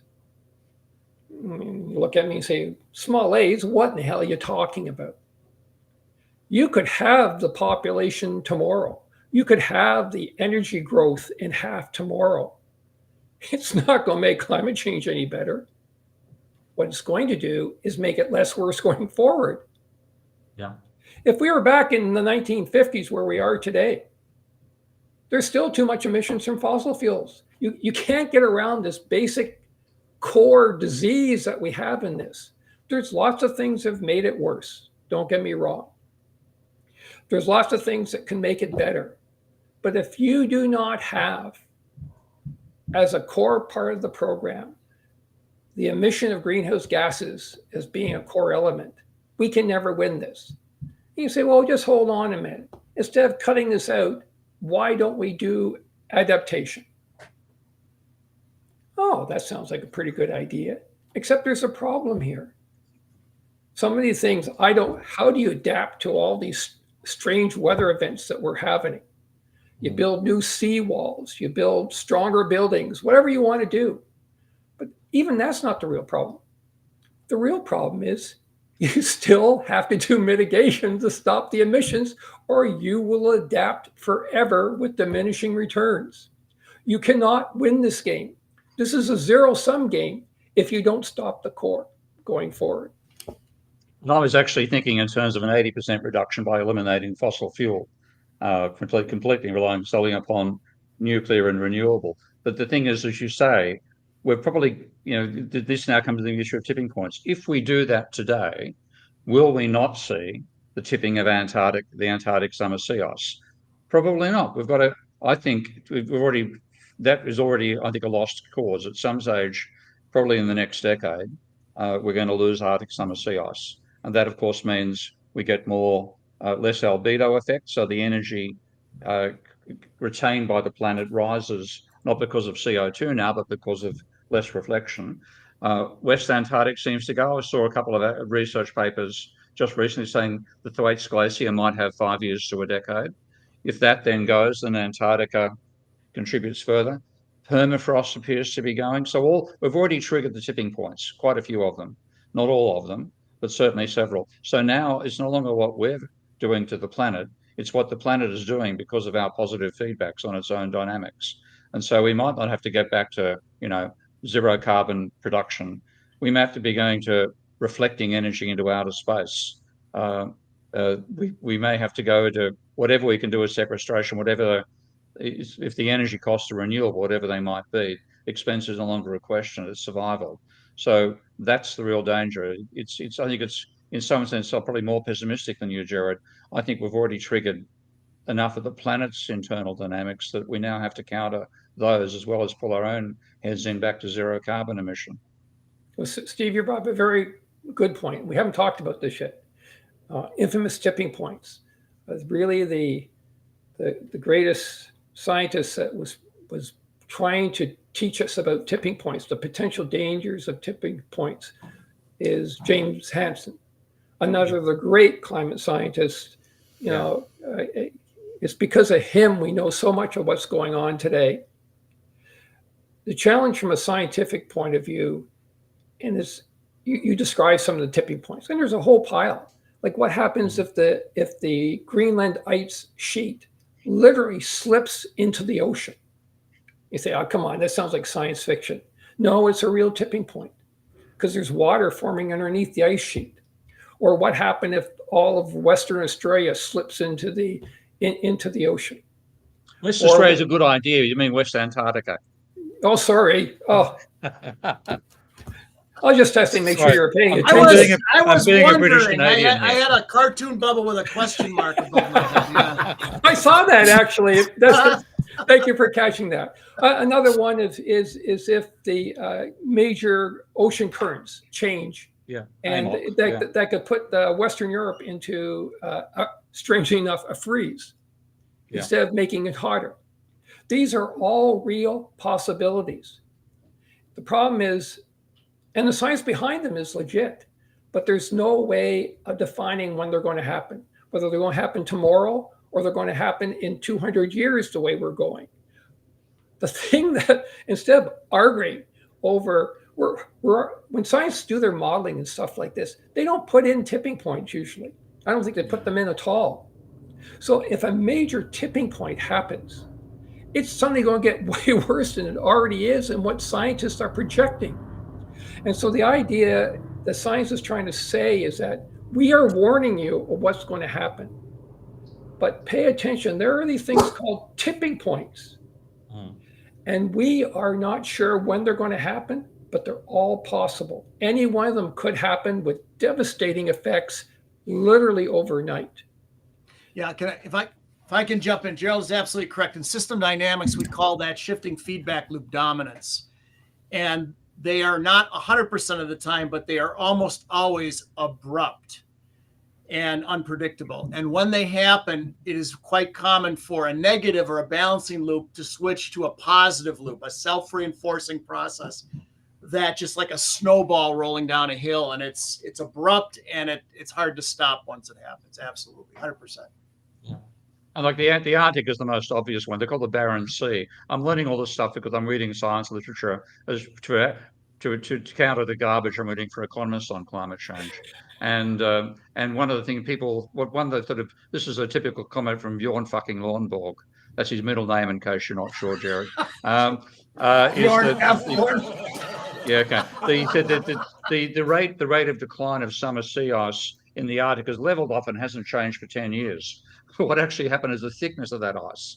So what we used to have 5 meters or more, of Arctic sea ice. Now it's 40 centimeters. So the thing is, as you say, it could tip so very suddenly. All you need is for a very small amount of latent heat to be added to the system, and that 40 centimeters could disappear. And then suddenly you'd go from 2 or 3 million square kilometers of ice to 0.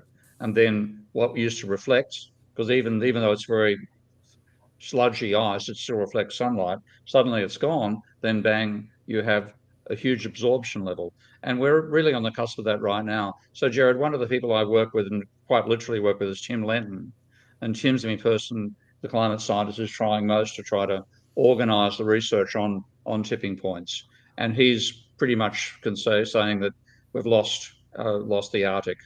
And so it's really a question of just which day, because the models can't predict it, what day do we finally find there's less than 1 or 2 million square kilometers of ice there? And then what is a light reflector? It becomes a light absorber. And then it's no longer a case of stopping adding to the carbon. We've got to take it out, or we've got to counter it. And we probably don't have the means to do that. And again, just think about how we're discussing this here. We're talking about disasters of epic proportions potentially happening. Yeah. And this is not from some weirdos. These are highly trained experts, and they're trying to warn us, not that it will happen, but gee whiz, there's a good chance it could happen. We can't get our politicians to agree to discuss this. Yeah. They won't discuss it in the US. The opposition in Canada won't discuss it. The opposition in Australia won't discuss it. The opposition in the UK won't discuss it. So you don't forget about how horrible the discussions we're having here. And that, we should look for some new technology, or we got to take the CO2 out of the atmosphere first. We got to go back to energy consumption of the fifth. You realize that they have made those discussions irrelevant because we can't get past, they won't open the gate for us to get started. Yeah. It is ludicrous. It is government. Well, not all government feels that way, but the opposition parties in these countries are simply ensuring that we get the worst of climate change possible. The sad part is, with a lot of these parties, because again, we discussed this earlier on, has nothing to do with science, is ideologically driven. And study after study, both psychological and sociological, have shown they will never change their minds. This is going to continue, and somehow this is forced upon them. And there's even cases when they said, well, it's going to have to happen to them for them to change their minds. There's actually a lot of evidence when people who are, I'll use that horrible term, climate deniers again, when something disastrous has happened to them from extreme weather, they still dismiss the climate change aspects. They say, well, shit, bad luck for me. I lost my house and 2 or 3 kids, but that was just the luck of bad weather. We are in this dilemma of knowing what we should do. And the specifics, by the way, those who accept the science of climate change, know where we're headed. How we get there, there's a whole path to get there. And none of them are right and none of them are wrong. These are the things we should be going forward. And what's right for one area is not necessarily right for the other. But damn it all, we have to start heading towards that destination. We are essentially not in a much better place in 2023 than we were in 1992. It is a little bit better. There's more of a recognition worldwide. But from a practical point of view, again, just look at that Keeling curve I referred to earlier about CO2 versus time. There is no sign that we have been paying attention really to what's going on. One of the best reports that I always liked of the IPCC was where they compared 1.5 degrees Celsius world versus a 2 degrees Celsius world. And it's scary. It's really nasty by just going that extra half a degree. And the thing I have to stress over and over again, people believe, oh, good, oh, we hit that 2 degrees, the weather's terrible, but geez, at least we got there, and now we can just adapt to where it is now. This sucker doesn't stop. It's the monster that just keeps on giving. Yeah, and that's why I think we're only going to reverse this if we get something so terrifying happening that then even idiots like Rishi Sunak and the Australian Conservative Party, called the Liberal Party, say, oh shit, we were wrong. Then we might start doing something, but of course then we're so far behind the 8 ball, it's ridiculous. And by the way, Jared, it's not just the oppositions, it's also the governments. Of course, that's the Conservatives in the UK. But even worse, I'm going to call out somebody I've had a lot of respect for over time, and that's Penny Wong, who's the Labor Party in Australia Foreign Minister. And she was in Parliament ridiculing the Conservative opposition for not approving previously mining applications made by Santos and a few other companies. So as soon as they're in power, politicians who might say the right thing in opposition suddenly end up supporting the fossil fuel interests because that's where the money is in politics. I'm not saying they're bought out by it, but the power of the people they deal with, the financial sector and the fossil fuel companies, overwhelms their sense. And this is what I find quite terrifying. It isn't just that we have the wrong politicians in power, but otherwise our political system selects for narcissists, whether it's left or right narcissists, we end up with it, and they will be beholden to the powers that be in society, and they're far more the climate damaging fossil fuel interests than there are intelligent scientists like yourself, Garrett. So we have the wrong political system as well as everything else. Jerry, can we talk about your latest book, Climate Denial in American Politics? Can we do that now? Sure, I'd love to do that. You know me, I have to say there you had some equity in that though, Gerald, because Mike tried to subtly ease you off of the cliff of denial, but I see when you've got a book about it, you can't really you're kind of committed there, aren't you? Yeah. Am I biased? Absolutely. And you guys, most of you realize how much money you make off an academic book, right? Routledge is an academic producer. And this is my second academic book. And so far, I think I got 2 lattes after for the first one. Yeah. So just to jump in real quick, it's amazing how these book publishing companies get you to do all the work and they make all the money. I still haven't figured that out. Anyway. Well, I'll give So talk about your book, mate. Yeah. I'll give Routledge credit. I appreciate what it is. The first chapter deals with more or less my life on Twitter. It's a strange thing to start an academic book with, but it's where I learned climate denial about. Call it what you will, but please don't call it climate skepticism, whatever you do, or climate realism, which climate deniers talk about it.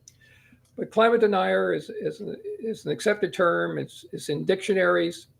How science denialism, a little brief history on how it arose, which is very interesting because the basis of climate denial is the same all through history. It's the same sort of deniers, the same sort of tactics. I give the rise of climate denial as far as the terminology is concerned, and let's call it the debate whether the term is appropriate or not. I then talk about climate denial and social media. And it's actually a good point. I forget who said that. Why am I staying off of social media? It's what a messy sort of thing, especially Twitter. The problem with social media, especially a major one like Twitter, it has a huge influence on public opinion. This is the greatest propaganda tool in history. It used to be that fringe groups used to go off in their little corners, or they could stand on a barrel in the town square and start making speeches. Now some guy who's on Twitter can reach a few 100 million people in a matter of seconds. And now they agglomerate and they find each other really easy to magnify that message. And so what social media has done, it's a global bullhorn shouting out the fringe message out there. And so it has a huge impact on all sorts of public opinion. It's a propagandist dream. And you see it all the time in how it's being used.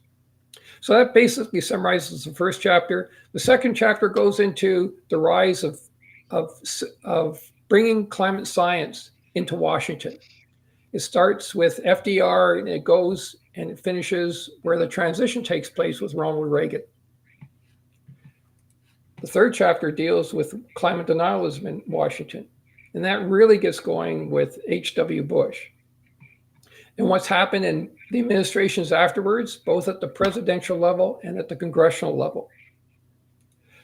There's a fourth chapter, what I call the climate cabal. These are the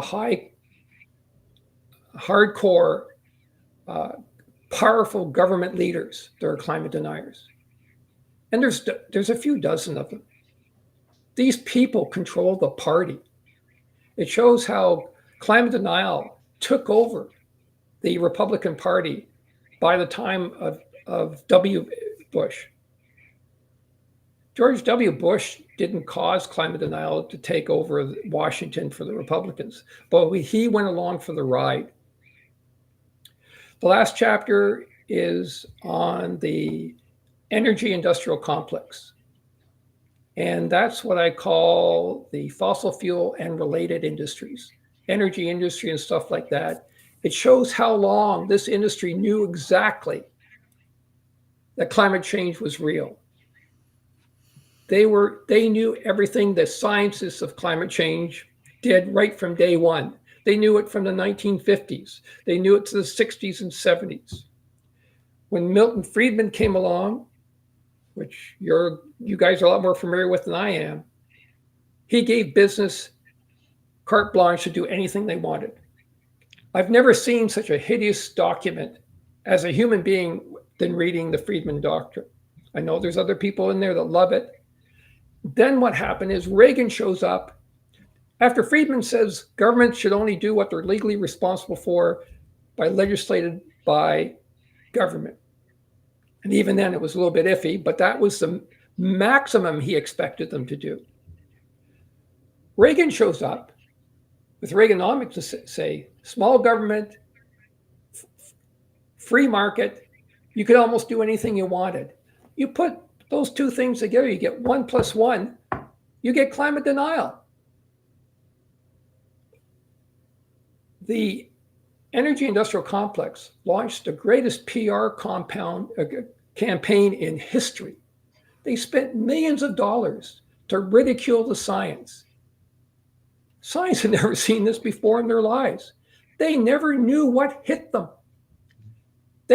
Someone doesn't have a research budget saying, oh, I'm going to spend $5 million on an ad campaign promoting the research. The IPCC has no budget to do that. Science, the message of science, not science itself, the message of science was screwed by that PR campaign that continues today. It hasn't dampened in the least. It sometimes changes its colors as it goes on, but that still happens today. And so the book has it in a nutshell. I try to put together, well, what are we going to do to stop this? Well, it's Climate Brawl. And because I believe so strongly against how wrong climate denial is, climate denial is deviant behavior. In psychological terms, they lie. Okay, if you ever look at my Twitter feed, 99% of what's on my Twitter feed are blatant lies. They don't see it that way. They think it's all right. But because of what climate deniers are doing, as I mentioned earlier, there is pain and suffering happening now. That pain and suffering is going to be worse tomorrow and worse after that. And future generations are so screwed. It's incredible. I'm fed up with this stuff. There's no kid's glove with these guys anymore. They aren't going to be changed by any new experiment, by any new IPCC report, any new research that comes out. They won't be changed. So yet they must be discredited. You discredit what they post, you discredit what they say in Congress, you discredit who they are, and you discredit the sources that they do share with. That is the only way forward. Will that stop them? I don't know. But we reached a time, there's time to do something different. Well said. Well said. If you are on YouTube right now, make sure you hit that like button. If you don't hit it enough this week, I'm going to not be here next week. That's a false witness. That's a false witness comment there. No, seriously, hit that fucking like button. I'm not going to be here next week. We're not going to be here next week. I have a birthday I want to celebrate. And it falls right around the show next weekend. So make sure you hit that like button. If you're on Twitter, now known as X, I noticed I was just actually on the Twitter feed, and there's a whole chat there. You can click on that video, and there's a chat section. And unfortunately, I can't hook it up to restream. That's pretty cool. So if you're over there, hit the like button, repost. And because the chat doesn't work on the screen here, always just come over to the Prof. Steve Keen YouTube channel. Make sure you subscribe, join the chat. There was a good question here before we run out of time. I think it's a valid question just to kind of kick around for a few minutes. And it's from Duncan. How can developing countries be convinced to give up their energy sources that developed Western countries that have been used to propel their standard of living? Can Indians be persuaded? Any thoughts from anybody on the panel about this? It's a major issue because, like, I've spent part of my life in Thailand. My wife is Thai. We're building a house there in Bangkok. And that's a culture which is actually, I think, fairly largely powered by coal. And if you go to Africa, I've got colleagues, friends in Africa, and like they have houses where there's no light, no electric light at night. Forget it. It's dark after the sun goes down. So they desperately want more energy, and you really have to say the people have got to reduce their energy consumption. The people who've added most of the stock of carbon dioxide to the planet. That's not the developing countries. It's America. It's England. It's Europe. They're the ones who produced it. But at the same time, in those same countries, you have some of the most extreme effects of climate change coming in. So like in Bangkok, for example, for a couple of years that I was there, the normal maximum temperature was about 37 degrees Celsius, which is hot, okay? Last year, it was 41, hit 42 a couple of times. And you're getting very close to the point where the temperature will be so high, we're going to have a wet bulb catastrophe. So I have a feeling, and this is one reason why I'm building in Bangkok, that when the serious catastrophes start hitting, it won't be so much they'll say, we're going to continue using coal anyway to make our power because we need it. They're going to say, we're going to do climate change engineering. We don't give a fuck if you don't like it. We're going to send up a fleet of planes to sulfur dioxide into the upper atmosphere and cause reflection. And if that drops the temperature in Europe by 4 or 5 degrees, that's your problem. So this is why I expect to see a level of social breakdown come out of this. So the developing countries, they can't be persuaded not to use the fossil fuels for energy at the moment. China is trying very heavily to use as much renewable and nuclear as it can. They deserve far more credit on that front than America does. But I think what we're going to see in future is when it comes to attenuating the impact of climate change, they're going to say, look, you guys didn't care about us when you're pumping carbon dioxide in. We don't care about you. And we start reflecting solar energy back off the planet. I'll jump in if you don't mind. When I was doing my research for carbon politics and the failure of the Kyoto Protocol, which was my first book, it's 10 years ago now, and I was looking into the negotiations for all the COP meetings, and including Rio and past Kyoto.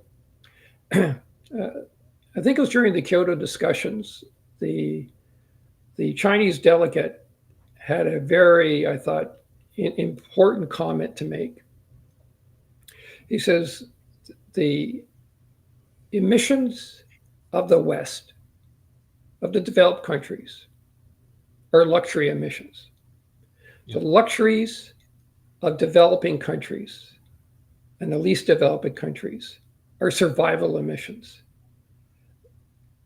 I must admit that really stuck with me over the years. And all I would say to that is that has to be kept in mind when we criticize China or criticize India or another country. And face it, we're all hypocrites. None of our countries have really done much to get rid of the high emitting emissions in any case. But that part about survival emissions is very true today, and we have to keep that in mind. Daniel, your thoughts? I respect that, but I've come to the conclusion that that's not practical. What I'm hearing from you is that there's, with the science, comes a moral responsibility to every global citizen. And I see that we don't have the global governance in place to make that happen. So I think your best way to convince the nations is to do it in a disproportionate allocation. That's again my argument about we have to reduce the consumption of the rich, because you can't put the burden of the adjustment on the poor. Even in the developed world, if you put it on the homeless in the developed world, they're going to die. The funny thing is, because they use solar energy, they're more likely to survive than some of those who are in houses right now. But the burden of adjustment has to be posed on the rich, both in the first world and across the globe. And as you're quite right, that's why you put it better than I did, Jared. I was trying to make that point that the energy used in the third world is survival, not luxury. And what's coming forward is we have to luxury. We can't afford the luxury of luxury. I think what you're going to see is an increase in climate refugees, in that they'll say, hey, you guys in the first world are responsible for this, and you wrecked where we live. We don't necessarily want to leave where we live, but we can't live there, so we're coming to you. How are you so sure they're going to be refugees from the poor countries? But my little contrarian thought is that, again, having spent some time in developing countries, they could well be more resilient than we are. If there's a collapse if let's say that we have a global famine starting from the wiping out of the Idaho wheat crop and a couple of others, so America suddenly hasn't got enough food to feed everybody in America, and then the UK won't get any food because the UK imports well over 30% of its food. So the first climate refugees from the first world to the third. Now, won't they get a great reception? Could be, yeah. Yeah. Good point. Yeah. Another quick thing to add on that too. When you talk about countries like China, India, are we simply suggesting to penalize them because they have large populations? If you look at per capita emissions, India still has trivial carbon emissions. China is half of that, of what the US has. So when you look at per capita emissions, which is really what you should look at, I believe, they're nowhere near what the West is doing. None of them. And they have a long way to go before that happens. Yeah. So on a per capita basis, it's still the West that's doing the polluting. It happens just to be that, China and India are very large countries. So you add up the aggregate, it looks like they're adding more carbon dioxide than the West is doing right now. But per capita, the Western, particularly Americans, but also Australians, Europeans, per capita are adding far more carbon than any person in the third world on a per capita basis. Mm-hmm. Well, that is a 2-hour show once again. Gerald Kootenay, thank you for spending 2 hours with us. Tough, yeah. Let's get The couch is clapping.